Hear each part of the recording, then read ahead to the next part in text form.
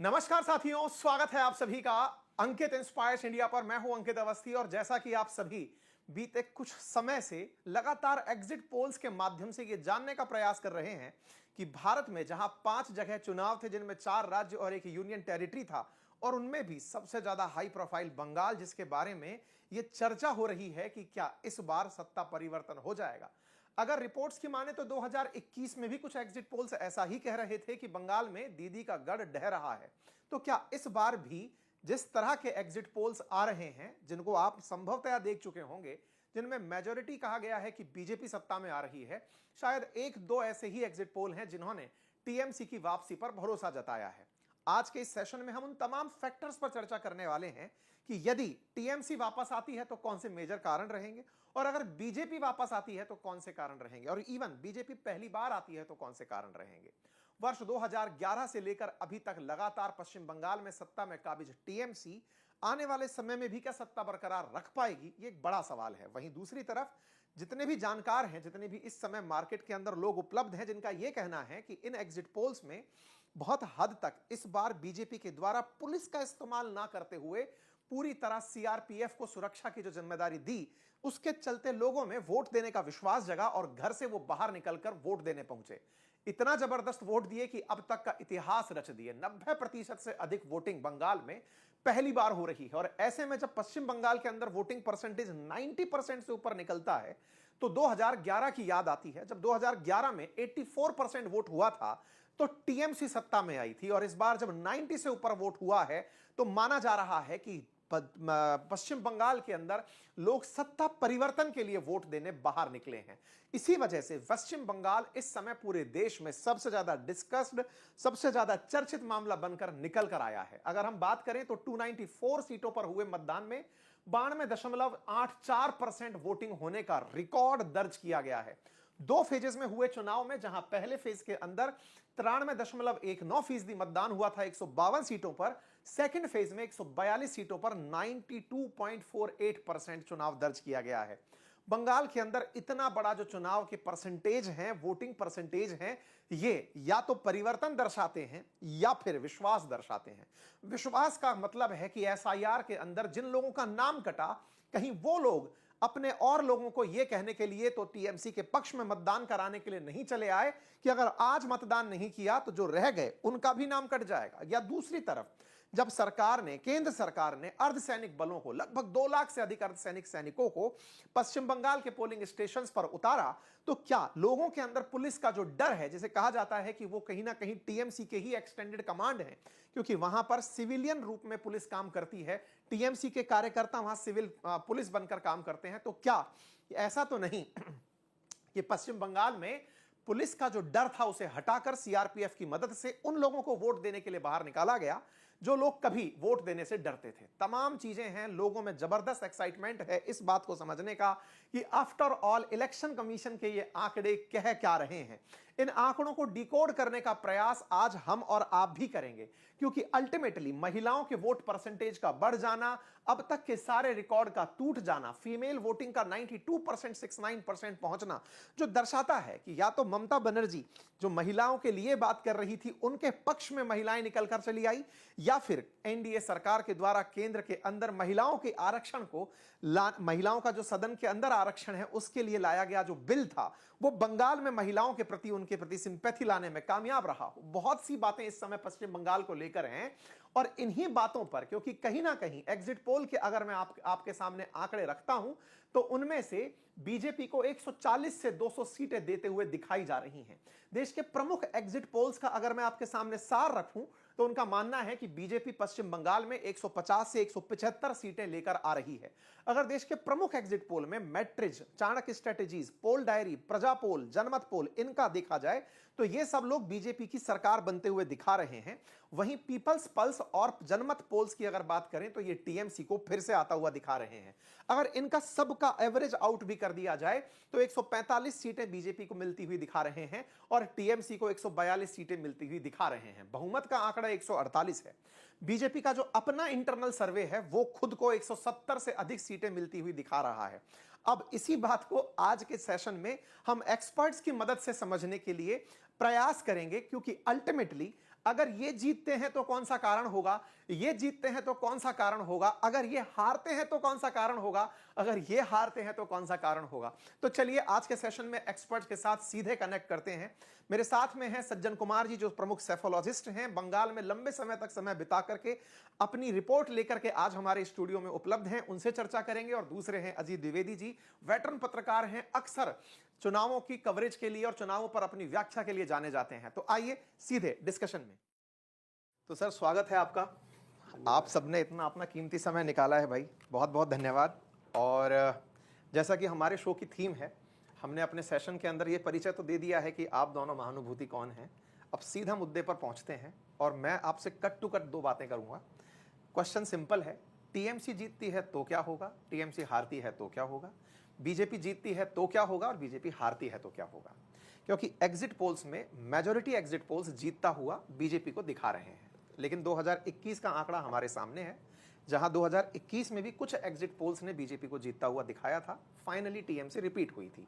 इसको ध्यान में रखते हुए एग्जिट पोल का विश्लेषण आज के समय में हम फैक्ट्स के साथ करना शुरू करते हैं। तो सबसे पहली शुरुआत, अगर बीजेपी जीतती है तो कौन से फैक्टर्स जिम्मेदार होंगे? देखिए, भारतीय जनता पार्टी अगर पश्चिम बंगाल का चुनाव जीतती है तो एक तो सबसे पहला और सबसे बड़ा फैक्टर ये होगा कि वो धार्मिक आधार पर ध्रुवीकरण की वजह से जीतेगी। पहला और एक लाइन का निष्कर्ष है, अभी इसकी हम लोग बहुत लंबी व्याख्या कर सकते हैं, लेकिन उसके साथ बाकी सारी चीज़ें जुड़ेंगी। ठीक बात जो है। भारतीय जनता पार्टी की मेहनत है, उसके नेताओं के जो कैंपेन है, जो उसने जिस तरह के रिसोर्सेज यूज किए वो है, जिस तरह से सेंट्रल फोर्सेज की तैनाती हुई, भारत सरकार का जो सारा तंत्र लगा, वो सारी चीज़ें उसके साथ सहायक की भूमिका में थी। सबसे मुख्य बात ये थी कि उसके साथ हिंदू का ध्रुवीकरण एक निश्चित सीमा से आगे हुआ। एक निश्चित सीमा तक तो हो रहा था, वो पिछली बार भी हो रहा था। और 3 चुनाव के आप आंकड़े देखें, 2019 का लोकसभा चुनाव, 2021 का विधानसभा चुनाव, 2024 का लोकसभा चुनाव, एवरेज वोट है 40% का। 2019 पीक था भारतीय जनता पार्टी का, जब उसको 41% से ऊपर वोट आया, और पिछला उसका लो था 21, जब 38% पर वोट पार्टी 38% पर आ गई। एवरेज 40% वोट है। एवरेज 40% वोट का मतलब है कि जो हिंदू आबादी है 70%, उसमें से 60% उसको वोट दे रहा है। 10 में से 6 हिंदू उसको वोट दे रहा है, तो उसको 40% वोट आ रहे थे ओवरऑल। उस वोट में उसको ऐड करना था, और ये बड़ा टास्क था, क्योंकि एक सीमा तक जब आप पहुंच जाते हैं, या किसी भी चीज़ में जब आप कोई परीक्षा की तैयारी कर रहे होते हैं और आप 50 सवाल तक तो बड़ी सहजता से हल कर लेते हैं, सॉल्व कर लेते हैं, 51वां 52वां जो जिससे आपकी जीत मिलेगी, जिससे आपकी सफलता मिलेगी, वो मुश्किल होता है हमेशा। तो ये वहाँ होता था। बीजेपी 3 बार से उसको नहीं अचीव कर पा रही थी, उस सीमा को नहीं पार कर पा रही थी, 60% की सीमा को। तो बीजेपी अगर इस बार जीतती है, जो एग्जिट पोल का जो एक डायरेक्शन जिससे मिल रहा है, हम लोग हमेशा एग्जिट पोल को डायरेक्शन के लिए यूज करते हैं, तो वो डायरेक्शन अगर ये मिल रहा है, तो उसका पहला और मुख्य कारण ये है कि उसको 10 में से जो 6 हिंदू वोट देता था, वो अब 6.5 या 7 हो गया है, उतना हिंदू वोट देने लगा है। सज्जन जी, जो परसेंटेज बढ़ा है वोटिंग का, क्या आप उसको इसी बात की कॉम्प्लीमेंट्री बात मानते हैं? देखिए, इसमें 2 पहलू हैं। परसेंटेज जो बढ़ा है वो बिहार में भी देखने को मिला, या तमिलनाडु में भी हुआ है कि बिहार में लगभग 8 साढ़े 8% SIR के कारण वोट कम हुआ, और लगभग आप देखेंगे लगभग 8-9% वोट बढ़ा। तो एक तो है कि आपका बेस कम हो जाता है, कि पहले आप जो एक्चुअल वोटिंग होती थी उसमें बहुत सारे वोटर लिस्ट में ऐसे भी वोटर्स होते थे जो जिंदा नहीं है, चले गए हैं, वोट करने नहीं आते थे, तो परसेंटेज आपका कम हो जाता था। इस बार जो है एक्चुअल वोटर्स जिन्होंने वोट किया है, SIR ने क्लीन कर दिया। अब लगभग 90-92 लाख लोगों का नाम हटा है, उसमें 60 लाख तो वो हैं जो नहीं है, जिस पे कोई कंट्रोवर्सी नहीं है, जो पहली बार आया, कि डेड वोटर्स हैं, शिफ्टेड वोटर्स हैं, जिनके पास 2-2 वोटर ID कार्ड था, वो हैं। लेकिन बाद में जो 30-32 लाख नाम कटे, वो थे जो वोटर थे लेकिन वो अपना क्रेडेंशियल नहीं प्रूव कर पाए। ठीक है, तो लगभग 9% वोट शेयर पहले ही हट गया था। हाँ, मतलब 10 करोड़ के आसपास पश्चिम बंगाल की आबादी है, if I am not wrong. बिल्कुल बिल्कुल। और उसमें से अगर आप 90 लाख हटा दे रहे हैं तो 9% वोटर को आपने सीधा हटा दिया। हाँ, लेकिन वो तो आबादी से आप बता रहे हैं। वोटर्स में तो ये ज्यादा हो जाता है, वोटर्स में ज्यादा, बहुत बिल्कुल ठीक बात है। आबादी में वो लोग भी हैं जो कि माइनर्स हैं। ये लगभग 11-12% हो जाता है। ठीक है। तो अगर आप देखें 2021 में वोटिंग परसेंटेज जो है वो 82% के आसपास है, लेकिन 2024 जो लोकसभा है उसमें बंगाल में वोटिंग प्रतिशत जो है 79.3 के करीब है, 79.3 है। अब उसके हिसाब से अगर आप SIR को जोड़ें तो 90% के आसपास जाना एक स्वाभाविक, अगर उतना नहीं जाता तो आश्चर्य होता, ये प्रोपोर्शनेट है। लेकिन मैथमेटिकल एनालिसिस लेकिन बावजूद इसके 2-2.5% वोट ओवर एंड एबव हुआ है। एसआईआर को आप फैक्टर कर ले तो भी वो कैसे हुआ है, अब उसे अलग अलग तरीके से लोग देख रहे हैं। बीजेपी का मानना है कि ये एंटी इनकम्बेंसी और लार्जर हिंदू वोटर्स का डर का फैक्टर कम होने के कारण निकल के आके वोट करने का प्रभाव है। जो प्रो टीएमसी नैरेटिव चला रहे हैं वो कह रहे हैं कि ये दिखाता है कि एसआईआर के कारण एक व्यापक असुरक्षा की भावना हो गई कि हमारी सिटीजनशिप चली जाएगी। देखिए, दोनों आंशिक सत्य वाली बात है, आधा पहलू दोनों का सही है। तो आप देखेंगे कि मुस्लिम एरियाज में भी वोट बढ़ा है, कम नहीं हुआ है परसेंटेज। हिंदूज में थोड़ा ज्यादा बढ़ा है, यह है इस बार। तो उस लिहाज से इसका निष्कर्ष दोनों पार्टी अपनी तरीके से निकाल रहे हैं। टीएमसी का मानना है कि ये जो वोट बढ़ा, हमारे पास 30% माइनॉरिटी और कंसोलिडेट हो गया, और कैडर होने के कारण, वर्कर होने के कारण हिंदू में है। और जो ग्राउंड सिनेरियो में जो एंटी इनकम्बेंसी है जिसकी बात बता रहे थे अजीत सर, बीजेपी का मानना है कि वो एंटी इनकम्बेंसी और एक हिंदू कंसोलिडेशन सेंटीमेंट जो है वो एक कारण रहा है कि लोगों ने खुल के मतदान दिया है। आपने जिस नागरिकता का पॉइंट उठाया, नागरिकता जो सीएए के समय एक बड़ा मुद्दा बना था, तो क्या एसआईआर ने उस मुद्दे को और पका दिया क्या? जस्ट एक एक्सटेंशन है क्वेश्चन का। नहीं, देखिए ये बात, आप ये सीए देखिए कब कानून बना था, 2019 में कानून बना, तो क्यों नहीं उसको लागू किया गया? उसको इम्प्लीमेंट किया गया है 2024 में। तो सीए को रोक दिया गया 2019 में कानून बनने के बाद, उसको रोका गया क्योंकि 2021 के चुनाव में, बंगाल और असम का चुनाव साथ में होता है, असम में बड़ी इसकी तीखी प्रतिक्रिया हुई थी। असम में इसका बहुत विरोध हुआ था और ये कहा गया था कि अगर आप सीए लागू करते हैं और बांग्लादेश से आए हिंदुओं को अगर नागरिकता आप देते हैं, तो जो अहोम कल्चर है, अहोम लैंग्वेज है, वो माइनॉरिटी में हो जाएगी असम में, और बांग्ला कल्चर हावी हो जाएगा। और अभी वो पहला दूसरा चुनाव था सरकार चलाने के बाद भारतीय जनता पार्टी का, तो वो रिस्क नहीं लेना चाहती थी कि हम बंगाल जीतने के लिए सीए लागू करें और असम लूज कर जाए, बंगाल भी नहीं जीते। तो बीजेपी ने स्ट्रेटेजिकली उसको रोक दिया। सरकार ने रूलिंग उसके नोटिफाई नहीं किया, उसके जो नियम बनाने होते नोटिफाई नहीं किया सीए का। मैं भय की बात कर रहा था, जो सीए का जो फियर वही क्रिएट कह किया रहे गया थे, था। उसके उस समय तो नहीं किया उन लोगों ने, तो वहां नहीं लागू हुआ। लेकिन इस चुनाव में भी जब परिसीमन हो गया, असम की बात आएगी तो हम लोग उसको करेंगे, जब जेरीमेंडरिंग वहां कर ली इन लोगों ने पूरे कायदे से 2023 में, तो वो भय खत्म हो गया कि इतनी जो पोलराइजेशन वहां नुकसान पहुंचा सकता है असम में, तो लागू कर दिया। तो जब ये सीए आपने लागू किया तो इसका भय कई तरह से काम कर रहा था। बीजेपी ने सोचा कि भारतीय जनता पार्टी को असम, बंगाल में इसका लाभ मिलेगा। ठीक है, बंगाल में लाभ इस नाते मिलेगा कि मतुआ समुदाय के लोग हैं, उनको हम हिंदू कार्ड देंगे, उनकी नागरिकता देंगे, वो हमारे साथ जुड़ेंगे, पिछली बार से ज्यादा जुड़ेंगे। तो वो नहीं हो सका। लेकिन मुस्लिम समाज में ये फियर हो गया, मतुआ समाज में भी हुआ कि अगर आप कह रहे हैं कि पहले आप ये अपने को डिस्क्लोज करिए कि आप बांग्लादेश से आए हैं, तो मतुआ समाज के लोगों में भी एक भय हुआ कि हम अगर डिस्क्लोज करते हैं कि हम बांग्लादेश से आए हैं तो पता नहीं वोटर बनेंगे कि नहीं, नागरिकता खतरे में आ जाएगी। तो काफी लोगों ने नहीं किया। बीजेपी ने कैंप्स लगाए थे, आप उत्तर 24 परगना में और नदिया में कई सारे कैंप लगाए थे, और वहां ये लोग कार्ड दे रहे थे, हिंदू कार्ड किसी मंदिर के जरिए, किसी मठ के जरिए, कहीं से भी आप ले सकते थे। लेकिन लोगों ने डिस्क्लोज ही नहीं किया कि हम बाहर से आए हुए हैं। एक तो उनमें भय हो गया, और दूसरा भय ये हुआ जो ममता बनर्जी और कांग्रेस और इन तमाम जो एंटी बीजेपी फोर्सेज हैं, उन लोगों ने प्रचार किया कि अगर आपका नाम इस बार तो किसी तरह से आपने जुड़वा लिया, अगर वोट आपने नहीं किया तो आपका नाम अगली बार कट जाएगा, हटा दिया जाएगा, आपकी नागरिकता समाप्त हो जाएगी, आपको जो दूसरी तमाम सुविधाएं जो मिल रही हैं, लाभार्थी हैं जिन सुविधाओं के, वो सब नहीं मिलेगा। तो इस बार जो इतनी बड़ी संख्या में बाहर से लोगों के जाकर के वोट डालने की जो खबरें ठीक है, वो मुझे इसकी एक वजह फैक्ट से बताइए कि बंगाल की जो इलेक्शन में जो लोग पार्टिसिपेट करते हैं वोटर्स में, कितना प्रतिशत हिंदू है और कितना प्रतिशत मुस्लिम? ये बात इसलिए जानना जरूरी है क्योंकि यहीं से ध्रुवीकरण को स्पष्ट रूप से समझा जा सकता है। फिगर क्या है? नहीं, फिगर तो ये है जो कि 27% के करीब मुसलमान है आबादी में, और 70-71% हिंदू है, बाकी दूसरा जैन, सिख सब मिला लीजिए तो 1% आधा परसेंट वो है। तो ये आबादी का परसेंटेज है। लेकिन वोटिंग जो परसेंटेज होता था वो उस मुसलमान के 27% का मैक्सिमम होता था, हिंदू के 70-71% का मैक्सिमम नहीं होता था, नेचुरल वे में नहीं होता था। उसको बंगाल में एक छापा वोट कहते थे कि वोटर था, वोटर लिस्ट में उसका नाम था, लेकिन उसका वोट जो आदमी सत्ता में है, जो सरकार में है, पहले लेफ्ट के लोग थे वो डलवा लेते थे, पहले जो तृणमूल आ गई तो तृणमूल डलवा लेती थी। ये जो अभी जो सज्जन जी ने कहा ना, जो क्लीन किया गया है वोटर लिस्ट को, उसमें एक कैटेगरी है absent, shifted, dead and duplicate, ASDD जो एक कैटेगरी है जिसमें पहली बार 58 लाख नाम कटे और फिर 5 लाख और नाम कटे, 63 लाख नाम कटे, वो ASDD में कटे।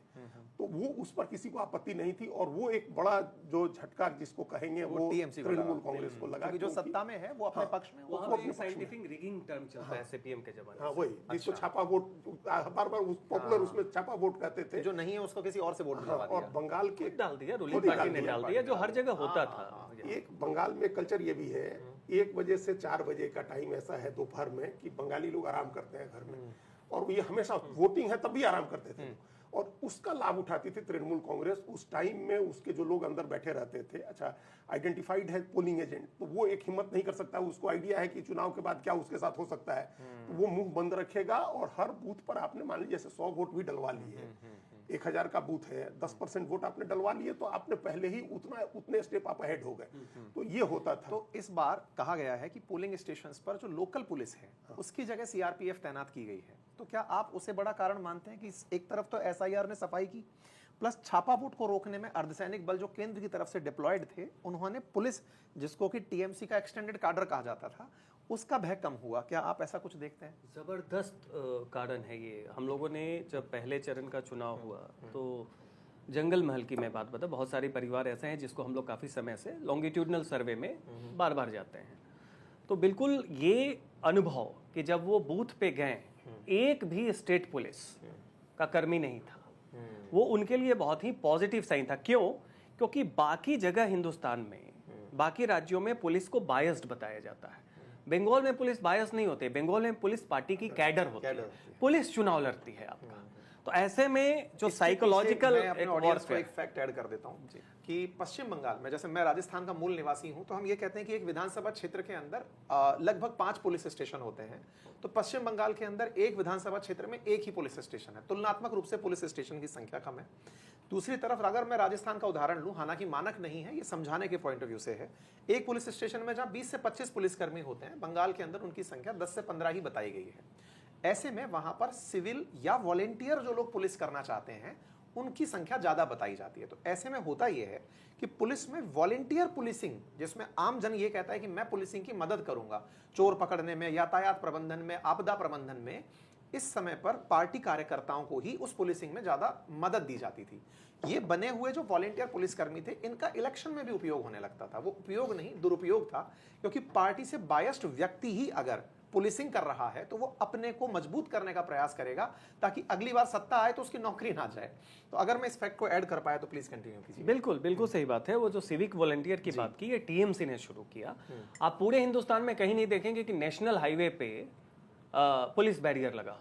बंगाल में किसी भी नेशनल हाईवे पे जाइए, आपकी गाड़ी एक अच्छी स्पीड पे चल ही नहीं सकती है, क्योंकि आप 1-1.5 किलोमीटर चलेंगे और उसके बाद एक पुलिस का बैरियर, और वो कहेंगे कि नहीं हम इसको स्पीड रेगुलेशन के लिए, पेडेस्ट्रियन के लिए करें, जबकि वो होता है कि एक पैरेलल इकोनॉमी चलती है। सिविक वॉलंटियर क्या करते हैं, वो एक दूसरा प्रोटेक्शन भी देते हैं। एक्चुअल पुलिसकर्मी वो दूर बैठा रहेगा चेयर पे, वो जाके पूरी जो भी अंडर द टेबल डीलिंग होता है सब करेगा। अगर वो पकड़ा गया तो वो एक 8-9 हज़ार रुपए मिल रहे हैं, सब कुछ रहे। बात यहाँ पे है कि क्यों ये पॉजिटिव, जो आपका मूल सवाल था, अनुभव था, क्योंकि पुलिस की मौजूदगी केवल ये नहीं कि पुलिस चुनाव लड़ रही है या वो एक माहौल बना रही है। बंगाल में गुंडागर्दी पुलिस के सहयोग से होती है, बाकी जगह पुलिस रोकती है या उनका अभाव होता है। बंगाल में आप देखेंगे कि उसे पार्टी सोसाइटी कहते हैं। वो पार्टी सोसाइटी नहीं है। पार्टी सोसाइटी मतलब पार्टी ही तय करेगी कि आप किस तरह से सोशल इंटरेक्शन करेंगे, आपके किन लोगों के साथ उठना बैठना होगा। एक समय में तो टेलीविजन चैनल देखने पे भी लोग आपत्ति करते थे कि आप कौन सा न्यूज चैनल देख रहे हैं। अच्छा, ये रूलिंग पार्टी सोसाइटी है। जब सीपीएम आई, उसने कांग्रेस को फिनिश कर दिया। आज तक कांग्रेस उठ नहीं पाई। उसके बाद नंदीगाम और सिंगूर का धन्यवाद कीजिए कि ममता आ पाई, नहीं तो सीपीएम को हराना बहुत मुश्किल था। फिर जब ममता आई, उन्होंने सीपीएम को खत्म कर दिया। तो वो देखिए, जो पीड़ित होता है जैसे ही वो सत्ता में आता है, वही टूल टैक्स अपनाता है, तो वो, अपनाता और है। वो पुलिस के बल पे होता है। तो पुलिस का, स्टेट पुलिस का वहां नहीं होना फियर फैक्टर को कम करने में एक बहुत बड़ा कारण रहा है। हालांकि उसके बाद 2,40,000 सेंट्रल फोर्सेस की तैनाती वहां पे इतना जबरदस्त एक साइकोलॉजिकल लोग डर के बिना बाहर आ पाए, कि लोग कम। कारण ये है कि देखिए, फ्री एंड फेयर तो फ्री इलेक्शन तो तब होगा ना जब वहां पे, जो अजीत सर भी कहते हैं कि दो तरह की प्रिवेंशन टैक्टिक्स है जो साइंटिफिक, एक सोर्स जैमिंग और दूसरा बूथ जैमिंग, कि आप बूथ पे गए, दबंगों ने आपको रोक दिया। पूरे हिंदुस्तान में एक समय में 90 तक लोग सुनते थे, अब कम होता है। वहां एक सोर्स जैमिंग है कि आपने सारे के सारे सेंट्रल फोर्सेस को तैनात किए, 2021 में किया गया। उसके घर पे एक दिन पहले जाके धमकी दी जाएगी कि तुम्हें हमें वोट नहीं देना, मत देना, घर पे बैठो, क्योंकि ये केंद्रीय वाहिनी जो है ये चली जाएगी, तुम यहीं पे रहोगे। इसको सोर्स जैमिंग करते हैं। इसी कारण से देखिए कि सेंट्रल फोर्सेस की तैनाती नहीं, उनकी सक्रियता बढ़ी। ये भी घोषणा की गई कि चुनाव के बाद भी 2 महीने रहेंगे। लोग pre poll, polling day and post poll survey करते हैं। वहां pre poll violence, polling day violence और post poll violence methodical way में होता है। ये नहीं कि आपको गुस्सा आया है, आप करते हैं कि वो इंस्ट्रूमेंट है। इस बार जो ताकि अगली बार डराने में काम में लिया जा सके। निश्चित तौर पे तो जो एक जिनका नाम लोग नहीं ले रहे हैं, केजी राव 2005, जो कि बिहार में सामाजिक तौर पे गुंडागर्दी चलती थी, यहाँ पार्टी के तौर पे गुंडागर्दी। जो चीज 2005 में केजी राव ने बिहार में किया, इस बार चुनाव आयोग ने वही चीज बंगाल में किया है। इससे निश्चित तौर पे सत्तारूढ़ दल को, वो छापा वोट जो बंगाली उनकी शब्दावली, उसका नुकसान हुआ। ठीक है, अब यहाँ पे 2 पॉइंट बड़े निकल कर आए। पहला कि पोलराइजेशन अच्छे से हुआ। दूसरा, जो वोट डालने के लिए एसआईआर का उपयोग इलेक्शन कमीशन के थ्रू, इलेक्शन कमीशन ने ही अर्धसैनिक बलों की तैनाती की, या फिर ये तक कहा जाए कि लोगों को फ्री वोट दिलवाने के लिए, फेयर वोट दिलवाने के लिए एक माहौल बनाया गया। इसमें कहा गया, मेरे कुछ जानकार सूत्रों ने यह भी जानकारी दी कि जो वोटर को एक्नॉलेज किया जाता है या उनको मोटिवेट किया जाता है कि तुम्हें वोट देने जाना है, वो कैंपेन भी इस बार बहुत सक्रियता के साथ वहां चला। मेरा सवाल यह है कि अगर आपको प्रायोरिटाइज करने का मौका दिया जाए कि ध्रुवीकरण में कौन सा मुद्दा ऐसा रहा जिसने सबसे ज्यादा ध्रुवीकरण किया। मैं अगर दूर से बैठकर देखता हूं तो कुछ मुद्दे मुझ तक जो पहुंचे, मछली का मुद्दा बहुत बड़ा मुद्दा बना, काबा मदीना का मुद्दा बड़ा मुद्दा बना।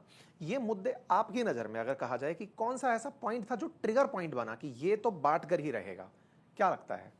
इसके एक तात्कालिक मुद्दे में अगर आप कहिएगा तो भारतीय जनता पार्टी की तरफ से ये प्रयास लगातार किया गया। जो इसमें ऐड करने एक बात खाली की, आपको याद होगा डेरेक ओब्रायन मिलने गए थे चुनाव आयोग से और मिल के बड़े तमतमाए हुए उन्होंने आकर के कहा कि हमको गेट लॉस्ट कहा है चुनाव आयोग ने। तो चुनाव आयोग ने तृणमूल का नाम लेकर के कहा था कि तृणमूल के लोगों तुम सावधान हो जाओ, सोर्स जैमिंग, बूथ जैमिंग से मुक्त चुनाव होगा, भय मुक्त होगा, हिंसा मुक्त होगा, ये सब चुनाव आयोग ने नाम लेकर के कहा। तो एक जो साइकोलॉजिकल वॉरफेयर जिसको बोलते हैं, वो एक तरह से चुनाव आयोग ने अपनी तरफ से चलाया हुआ था लोगों को करने के लिए। अब आप इस ट्रिगर की बात, जिस एक धार्मिक ध्रुवीकरण के जिस ट्रिगर की बात कर रहे हैं, ये कॉन्टिन्यूअस प्रोसेस में था। ये पिछली बार भी हम कह रहे हैं कि जब 100 में से 60 देश के कितने हिस्से हैं जहां 100 में से 60 हिंदू एक पार्टी को वोट करता होगा, असम को छोड़ दीजिए। ये यहाँ ऑलरेडी माहौल बन चुका था, ये ध्रुवीकरण होता था। लेकिन वहां क्या है कि हिंदुत्व जो बीजेपी का हिंदुत्व है वो बंगाल के हिंदुत्व से थोड़ा अलग है। बीजेपी का हिंदुत्व जो वैष्णव हिंदुत्व है, जो प्रोजेक्ट हिंदुत्व जिसकी हम लोग बात करते हैं आरएसएस की, कि पूरे देश को वैष्णव बनाना है, और ये इसका कॉन्फ्लिक्ट था बंगाल के हिंदुत्व से। शाक्त था इनका, शाक्त संप्रदाय है बंगाल में, और शिव की भी पूजा होती है, शैव भी है, और चैतन्य महाप्रभु की वजह से कृष्ण का भी एक असर है वहां। तो ममता बनर्जी इस 3 को टारगेट करती थी, इस 3 हिंदू को। उन्होंने जगन्नाथ धाम बनवाया दीघा में, दुर्गा आंगन शुरू किया उन्होंने राजारहाट में, न्यू टाउन में, कलकत्ता में, और वहाँ सिलीगुड़ी में उन्होंने महाकाल का मंदिर उनको कहा कि सरकारी खर्चे से बनवाएंगे, और इस बार दुर्गा पूजा के पैसे भी उन्होंने बढ़वाए थे। तो ये जो उस हिंदुत्व को वो टारगेट कर रही थी, एक हम लोग लगातार चर्चा जो करते हैं कि बीजेपी 70% हिंदू को टारगेट कर रही है, उस 70% में भी डिवीजन था। एक 40% के करीब बांग्ला बोलने वाला जो हिंदू था, जो कल्चरली डिफरेंट था दूसरे हिंदू से, और अपने को कल्चरली और लिंग्विस्टिक आधार पर मुसलमान के ज्यादा नजदीक पाता था कि हमारा पहनावा एक जैसा है, खान पान एक जैसा है, बोली एक जैसी है। उसके पीछे जो हम लोगों ने जानकारी जुटाई उसमें बताया गया कि जो उत्तर भारत का मेजर हिंदुत्व है वो सनातन हिंदुत्व है, जिसमें शाकाहार को बहुत प्रमोट किया जाता है। हाँ। और वहीं बंगाल की जब बात की जाती है तो मांसाहार में मछली को भगवान देवी का प्रसाद माना जाता है, तो उसे शाक्त हिंदुत्व कहा गया। तो सनातन से शाक्त का जो शिफ्टिंग था, इसको बीजेपी करने में कामयाब दिखी। एग्जैक्टली वही हम अभी कह रहे थे कि ये हिंदुत्व का जो बेसिक फर्क था दोनों के हिंदुत्व का, तो बीजेपी नहीं कर पा रही थी। जो बांग्ला बोलने वाला हिंदू है, जो शाक्त संप्रदाय को मानता है, शैव को मानता है, मांसाहार करता है, उसको लगता था, उसको एक लेवल का भय था, एक तरह की दूरी थी इस हिंदुत्व से। जो अगर ये आ गए तो अंडे की दुकान बंद करा देंगे, मांस की दुकान बंद करा देंगे, मछली बंद हो जाएगी, इस तरह का हिंदुत्व आएगा जो बीजेपी का हिंदुत्व है। तो ये एक नाराजगी थी वहां, और इसकी ये डिवीजन का फायदा बीजेपी को ये मिलता था कि जो बाहर के हिंदू थे, जो गैर बांग्ला भाषी हिंदू थे, जिसमें बिहार के लोग थे, उत्तर प्रदेश के, राजस्थान के बड़ी संख्या में लोग थे, गुजरात के, ये वोट करते थे बीजेपी को। और वो हिंदू जो था, जो बांग्ला बोलने वाला हिंदू था, साक्त मानता था, वो नहीं करता था। तो इस बार बीजेपी ने वो दूरी मिटाई। सबसे पहले तो इसको काउंटर किया भारतीय जनता पार्टी ने कि हम बांग्ला बोलने वाला, बांग्ला में पढ़ने वाला बांग्ला आदमी को मुख्यमंत्री बनाएंगे। मछली कोई बैन नहीं होने जा रही है, बाहर के लोगों ने ही खाई, मंगलवार को मछली खाई बैठ करके अनुराग ठाकुर ने, हाँ ये सब भी कहा, और बीजेपी के लोग मछली लेकर के कैंपेन में निकले। तो इस मछली वाले को काउंटर किया उन्होंने, हिंदुत्व के उस धारा को मर्ज करने की कोशिश की कि कोई दूरी नहीं है, चाहे हिंदुत्व बांग्ला बोलने वाला हो या गैर बांग्ला हो। तो ये जो कॉन्टिन्यूअस एक प्रोसेस चल रहा था, उस प्रोसेस के तहत बीजेपी ने उस दूरी को खत्म किया, जो दूरी एक एडवांटेज देता था ममता बनर्जी को। वो हिंदू भी जो बांग्ला भाषी है, जो गैर बांग्ला भाषी है, वो आए। और इसमें जो सबसे बड़ा काम था वो घुसपैठ का इशू था। और आपको एक बात एक याद दिलाएं, 15 मार्च को, 16 मार्च को चुनाव की घोषणा हुई थी। 15 मार्च को प्रधानमंत्री नरेंद्र मोदी ने अपनी रैली में कहा था कि अगर भाजपा नहीं जीती तो हिंदू अल्पसंख्यक हो जाएगा। तो वो जो हिंदू था, जो बांग्ला भाषी हिंदू था, जो अपने को मुसलमान के नजदीक पाता था, उसको डर हुआ, उसको ये लगने लगा, वो अपने व्यवहारिक अनुभव से भी समझ रहा था, ये जो मुसलमान की आबादी बढ़ रही है, ये हमारे और हमारे बच्चों के भविष्य के लिए आगे खतरा है। जनसंख्या की संरचना भी बदल रही है, हमारे संसाधनों पर इनका हक बढ़ता जा रहा है, ममता बनर्जी की तुष्टीकरण की नीति के कारण इनको कोई कुछ नहीं बोल रहा है। तो इस फियर ने उनको बीजेपी के नजदीक पहुंचाया, और फिर बीजेपी ने ये व्यवस्था की कि वो जाकर के वोट डाले। ठीक है, इस पॉइंट में जैसा अभी अपन ने देखा कि बीजेपी अक्सर, अगर अपन पीछा इतिहास निकाल के देखें, तो वो साल भर से चाहे जो मोमेंटम बनाए, लेकिन वो इलेक्शन टाइम पर अपोजिशन की हर एक गलती को तुरंत एंटरटेन करती है कि अगर आप ये बोलोगे तो लोग काट इंस्टेंट तैयार की जाएगी। ऐसा नहीं कि तरकश में तीर पहले से थे, हम इंस्टेंट बनाएंगे। चाहे काबा मदीना दिल में बसता है, उसके तोड़ में तुरंत ये कहना कि हमारे माँ काली बसती है। ये जो इंस्टेंट कैंपेन प्लान होता है, इसमें अमित शाह जी का 15 दिन बंगाल में कैंप करना और 3 बजे सुबह उठ करके ये सब कैडर के साथ बैठकर पोलिंग स्टेशन जो 80,000 से ऊपर बताए गए, उनके लोगों के साथ कनेक्ट बनाना, इसको आप कैसे देखते हैं? मतलब क्या इसने इम्पैक्ट क्रिएट किया? नहीं, देखिए इसमें 2-3 बातें हैं जी। इम्पैक्ट क्रिएट ही नहीं किया, वही इम्पैक्ट है और कोई इम्पैक्ट नहीं। पहली बात तो ये देखिए कि वहाँ पे जब हम लोग नवंबर में गए तो एंटी टीएमसी सेंटीमेंट बहुत जबरदस्त था, लेकिन उसके साथ प्रदेश बीजेपी के नेतृत्व से और लीडर से काफी फ्रस्ट्रेशन भी था। सक्रिय नहीं थे वो लोग। सक्रिय नहीं थे। एक व्यक्ति ने बताया, जो प्रो बीजेपी सेंटीमेंट का आम आदमी था, बोला कि आप 4 साल 9 महीने नहीं रहते हैं, अचानक आते हैं और 3 महीने में आके पूरी ताकत झोंक देते हैं। तो उसने कहा कि बदलाव हो रहा है, लेकिन अगर ये पहले से होता, उसका इशारा था कि अमित शाह जो कर रहे हैं, ये प्रदेश नेतृत्व के लोग भी, शुभेंदु अधिकारी हैं, दिलीप घोष हैं, समीक भट्टाचार्य हैं, शांतनु मजुमदार हैं, सुकांतो मजुमदार और शांतनु ठाकुर, ये सब जो नेता हैं, जो अपने अपने फैक्शन में लगे हुए हैं, उसका ये फ्रस्ट्रेशन और ये जनमानस का भी था। लेकिन बाद में जब पिछले 1-1.5 महीने में अमित शाह और प्रधानमंत्री, ये जो ड्यूओ ने आके पूरी की पूरी ताकत झोंकी और फिर चुनाव आयोग ने माहौल बनाया, तो उसमें लोग क्या कहते हैं कि ओपीडी मोड में भले ही बीजेपी चूक जाए, लेकिन जब वो आईसीयू मोड में आती तो फिर वो मान के चलिए कि मुर्दे को भी जिंदा करने की पूरी कोशिश करती है, उसमें कोई कसर नहीं छोड़ती। तो इसमें क्या तंत्र विद्या का काम ईडी, सीबीआई, एनआईए ये सब करते हैं? अगर आप फियर एक फैक्टर है, फियर बंगाल में मेथड है, सीपीएम के जमाने से टीएमसी के टाइम तक फियर फैक्टर एक वो मेथड है जो अजीत सर ने कहा कि हिंदुओं का वोट कम होता था।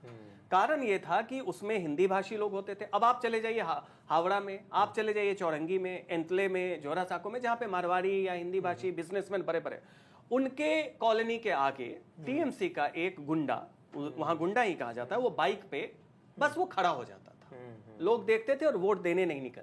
ये साइंटिफिक रिगिंग यही है, सोर्स जैमिंग, कि आप निकलने ही नहीं देंगे, कोई धमकी नहीं, कुछ नहीं, एक दिन पहले चला गया।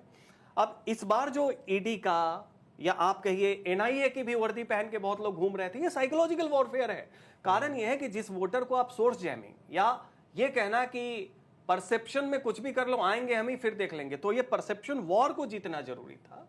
तो उसमें इलेक्शन कमीशन ने एक कॉन्स्टिट्यूशनल दायित्व को निभाया, बीजेपी ने अपनी तरफ से पूरा प्रयास किया, लेकिन पब्लिक के लिए वो दोनों सिंक्रोनाइज था। तो तंत्र विद्या जो कह रहे हैं कि उसका एक हैलो क्रिएट होता है, तो काम तो अपने अपने स्फीयर में हो रहा था, लेकिन पब्लिक के लिए वो एक संपूर्ण रूप से एक हैलो क्रिएट हुआ, जिसमें एक भय का वातावरण, परसेप्शन की लड़ाई में बीजेपी ने भी 3 महीनों में अमित शाह और प्रधानमंत्री के प्रयास से ये सिद्ध करने की कोशिश की और काफी सफलता पाई कि इस बार हम लोग जीत सकते हैं। और यही नतीजा है कि जंगल महल, झारग्राम, ट्राइबल एरिया, वहां भी 90+% वोटिंग हुई।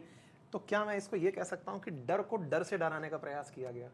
ये तो बंगाल का मेथड है, बंगाल में ऐसी होता है। अगर यही हुआ तो फिर बंगाल किस चीज को इलेक्ट कर रहा है? डर से बड़े डर को नहीं, लेकिन अब ये उम्मीद कर रहे हैं बंगाल के लोग, 2 चीजों की उम्मीद कर रहे हैं। एक तो ये कि भारतीय जनता पार्टी उस तरह की पार्टी नहीं है जैसे तृणमूल कांग्रेस है। उसके लिए अपने अस्तित्व की रक्षा करने के लिए गुंडा तत्व को उस तरह से अडॉप्ट करना, उसका इस्तेमाल करना भाजपा उस तरह से नहीं करेगी। एक तो ये लोगों की उम्मीद है कि एक राष्ट्रीय पार्टी है, देश में भी उसकी सरकार है, तो वो अब बंगाल को जीतने के बाद दूसरे मेथड अपनाएगी। वो एक उम्मीद की बात हम कर रहे हैं। वो मेथड ये है कि यहाँ विकास होगा, यहाँ इंडस्ट्रीज आएंगी, फिर से यहाँ शांति बहाल होगी। एक तो ये उम्मीद है, और दूसरी उम्मीद जो भय की जहाँ लोग उम्मीद कर रहे हैं वो है घुसपैठ रोकने के लिए बीजेपी अपना भय का जो उसके पास जो संसाधन होंगे पुलिस का और केंद्रीय बलों का, उसका इस्तेमाल करेगी घुसपैठ को रोकने के लिए। और आप बंगाल जाइए, आप हम तो काफ़ी हम घूमे हुए हैं, भी घूम के आए हैं, आप जा करके देखिए वहाँ पार्क स्ट्रीट में और साल्ट लेक में और बेहाला में और बालीगंज में, ये अपर जो अपस्केल मार्केट्स हैं, वहाँ भी कैसे आपकी दुकान के आगे रेडी लगा करके खड़े हैं 2 लोग, उन लोगों ने अपनी रेडी लगा ली, वहाँ कोई हटा नहीं सकता है। पेडेस्ट्रियन पे दोनों तरफ लगाते हैं। जैसे अगर ये एक पगडंडी है तो आधे में एक और दूसरी तरफ से एक, और सामने आपकी दुकान है सड़क से, तो आपको ऐसे घूम के कम से कम 500 मीटर के बाद आपको आना पड़ेगा, आप सड़क से सीधे नहीं आ सकते। तो ये जो स्थिति है, यही जो पहले हमने कहा ना कि ये लोगों को लग रहा था कि ये तो भविष्य के लिए बड़ी चिंता पर हम लोग कल्चरली और लिंग्विस्टिकली कितने दिन एकता इनके साथ दिखाते रहेंगे और ये लोग ऐसे हावी होते रहेंगे सरकार के समर्थन से। तो जो भय चुनने की आपने बात कही, ये एक डिफरेंट काइंड ऑफ फियर होगा। ये होगा तब पता चलेगा। होगा जब होगा। Actually, क्या होता है कि जब केंद्र में बैठकर आप देखते हो, दिल्ली से बैठ के जब बंगाल देखते हो, तो आपको दिल्ली से जो भय पैदा होता है वो, और जो पश्चिम बंगाल में एग्जिस्टिंग भय है, वो समझ नहीं आता है। नहीं आएगा। इसलिए मैं कह रहा हूँ कि जो आप लोग बोल रहे हैं, ये चूंकि आपके खुद के स्व अनुभूत अनुभव हैं जो आप बता पा रहे हैं, जो हमारे दर्शक हैं जिन्होंने कभी बंगाल में इस भय को महसूस ही नहीं किया, तो वो शायद अब तक अपनी बातों से इसको समझ पाए हो। तो इसमें मैं एक बहुत छोटा सा लोकसभा चुनाव में हमने सोचा कि वहाँ के लोकल ट्रेन में चले कि क्या बातचीत हो रही है। तो कोलकाता से कृष्णा नगर लगभग 2-2.25 घंटे मुझे जहाँ तक याद है कि जर्नी होती है। तो हमने टिकट कटवा के आराम से सोर्स स्टेशन से हम लोग बैठ गए। 1 घंटा हुआ होगा, उसके बाद एक व्यक्ति आके बोला कि अब आप उठ जाइए। मुझे बंगाली समझ में आती है, बोल नहीं पाते हैं, तो मैंने वो, आपको लगता है कि तबीयत खराब होगी या कुछ होगा? तो हुआ कि क्यों उठ जाए, तो उसने बताया कि आपका 1 घंटा हो गया, हाफ जर्नी हो गया। किस प्रदेश में आपने टिकट कटवा? वहां एक एंटाइटलमेंट जो है, जो सीपीएम का जो एक कल्चर है कि समय में भी मुझे हिस्सा चाहिए, भले ही मेरा कोई योगदान नहीं, कि आपने टिकट कटो, वो उसका ये कहना। हमने कहा कि नहीं उठेंगे भाई, आप जाइए कहीं और देखिए। बाकी लोगों ने भी कहा कहीं और बैठ जाओ। फिर हमें समझाने की कोशिश ये करी कि यहाँ पे ये नॉर्मल है कि 2 घंटे की जर्नी में आधा आपका जर्नी हो गया तो आधा कोई और कहेगा। ये अभी भी बचा हुआ है। एक पगडंडी, एक तो उस पर कुछ भी स्टॉल लगाना इलीगल है, उसमें भी क्या करते हैं कि बीच से बांट के एक पूरब तो दूसरी पश्चिम की तरफ। सामने मॉल खुला है, सामने बड़े बड़े शोरूम है, आप देख रहे हैं कि हाँ वहां बोर्ड है, लेकिन आने में आपको 100 मीटर आगे से घूम के ऐसे 200 मीटर आना पड़ेगा। ठीक है, तो हम इसको, इस वाली डिस्कशन को कंक्लूड करने की तरफ बढ़ते हैं, फिर हम एक और डिटेल डिस्कशन का समय निकालते हैं। कंक्लूसिव रिमार्क में एग्जिट पोल्स को आप कैसे देखते हैं और आप कैसे देखते हैं, दोनों बताइए, ताकि उससे हम आगे निकलें। और इन केस ये एग्जिट पोल पलट जाते हैं तो क्या आपके नजरिए होंगे? पहला आपसे रिमार्क, एग्जिट पोल को आप कैसे देख रहे हैं, कितना करीब है ये सत्ता परिवर्तन के? नहीं देखिए, बिल्कुल जो भी ग्राउंड इनपुट आ रहा है, जिस तरीके से भी बीजेपी की संगठनात्मक कमजोरी को देखते हुए ऐसा लग रहा था कि शायद टीएमसी खींच खांच के निकाल ले, पर एंटी इनकम्बेंसी तो दिख रही थी। और लेकिन जिस तरीके से मतदान हुए हिंदू क्षेत्र में भी, जिस तरीके से केंद्रीय फोर्सेस को देख के डर कम हुआ, ऐसा लग रहा है कि शायद एग्जिट पोल जो ज़्यादातर दिखा रहे हैं उस तरफ डायरेक्शनली चला जाए। लेकिन हुगली नदी, जैसा हमने कई बार कहा है कि वो दिन में जिस दिशा में बहती है, रात में उल्टी दिशा में बहती है। ये साइंटिफिकली बताना पड़ेगा, समुद्र का पानी चढ़ता है। ठीक है, हाँ, तो ये थोड़ा बंगाल का चरित्र भी है। दूसरा ये भी देखिए, माहौल पूरा था बीजेपी के लिए। सवाल ये था कि सेंटिमेंट क्या वोट में बदल पाएगा, इस बार लग रहा है बदला है, लेकिन क्या कुछ थोड़ी बहुत मतलब आपको भी संशय है कि इस रिजल्ट मेरे कहने का मतलब है कि मुझे लग रहा है कि सही होगा, लेकिन जो ये क्लोज इलेक्शन होगा, क्योंकि अभी से पहले विपक्षी पार्टियां 100% वोट को टारगेट करती थी, बीजेपी 70% को टारगेट कर रही है, क्योंकि 30% उससे अलग पहले है। से ही मान के चल रही है कि तो ये मेरा वोट नहीं तो इस कारण से मैं कहूंगा कि नतीजा शायद वही आए, लेकिन मार्जिन बहुत बड़ा विक्ट्री का मुझे ये नहीं लगता है वेव इलेक्शन है। ठीक है, ये मैं सर, कहना आपका रिमार्क। ये हम लोग एग्जिट पोल को हमेशा इसलिए यूज करते हैं कि उससे डायरेक्शन स्पष्ट हो जाता है। और पिछली बार भी जो आपने कहा, अपने ओपनिंग रिमार्क्स में कहा ना कि कई दिखा रहे थे, तो ज्यादातर लोग दिखा रहे थे कि टीएमसी जीत रही है, 2 4 5 का था, तो एक डायरेक्शन उसे पता चल गया कि बीजेपी हार रही है, टीएमसी जीत रही है। इस बार ज्यादातर का है कि बीजेपी जीत रही है, बीजेपी जीत रही है, तो एक डायरेक्शन मिल गया कि बीजेपी जीत रही है। और इसको हम लोग जब फैक्टर करते हैं अपने जो ग्राउंड से हमारी रिपोर्ट थी, उस रिपोर्ट से भी ऐसा लग रहा है कि ये सही डायरेक्शन है, इस बार बीजेपी चुनाव जीत सकती है। उसने 2 चीजें ही करनी थी जो कर दी उसने। ठीक है। हम जीत सकते हैं और आप हमको वोट करिएगा तो आपके साथ कोई नुकसान नहीं होगा, ये दोनों चीजें उसने कर दिया था, इसलिए हिंदू वोट। तो हमारा रिमार्क ये गया कि एग्जिट पोल्स जो दिखा रहे हैं, अगर मतलब अभी फिलहाल के लिए मंच इस तरफ आगे बढ़ रहा है, बाई एनी चांस ये पलट जाता है तो हमारा स्टेटमेंट क्या होगा वो पहले ही दे लेते हैं। बताइए सर, अगर ये रिजल्ट उल्टा हो गया, यानी कि एग्जिट पोल जो दिखा रहा है वैसा नहीं हुआ, तो क्या ऐसा फैक्टर होगा? यार इसको फैक्टर इन करना चाहिए था जब बात कर रहे थे। आपकी तरफ से एक पॉइंट। नहीं, वही एक पॉइंट है कि वो जो बांग्ला भाषी हिंदू है, इसका मतलब कि उसका अभी भी भारतीय जनता पार्टी के हिंदुत्व के प्रति वैसा रुझान नहीं बन पाया है। वो चुपचाप जा करके उसने फिर उसका जो अपनी आइडेंटिटी है, जो लैंग्वेज वाली जो उसने उस आइडेंटिटी बांग्ला को पकड़ा। उसको उसकी वजह से उसने वोट कर दिया और ममता बनर्जी को 20% से ज्यादा हिंदू वोट मिल गया, इसकी वजह से ये पलट गया। मेरा ये मानना है कि फियर फैक्टर इसका मतलब 100% कम नहीं हुआ। आप देखिए दूसरे चरण में अभिषेक बनर्जी या बाकी लोगों का बयान देखिए, उन्होंने थ्रेट को डबल डाउन किया कि पिछली बार तो हम उदार थे, इतनी जगह से तुमने हराया उदारता में, लेकिन इस बार मैं खुद पर्सनली हिसाब लूंगा। तो आप देखिए कि एक मेथड है। तो अगर मान लीजिए जो आप कह रहे हैं, कुछ भी हो सकता है पॉलिटिक्स में, लेकिन अगर ऐसा होता है तो मुझे लगता है कि बहुत जगह सेंटिमेंट वोट में कन्वर्ट नहीं हुआ है। ठीक है, इसी के साथ अभी के लिए इतना ही। वार्ता जारी रहेगी एक और एपिसोड के अंदर। अभी आप इस बात का कंक्लूजन रिमार्क लीजिए, हम बाकी स्टेट्स की चर्चा लेकर आपके सामने आ रहे हैं। अगर जानकारी पसंद आई हो तो अपने साथियों से अवश्य साझा कीजिएगा। आपको क्या लगता है कि रिजल्ट्स किस दिशा में जा रहे हैं, कमेंट्स बॉक्स में जरूर बताइए। धन्यवाद।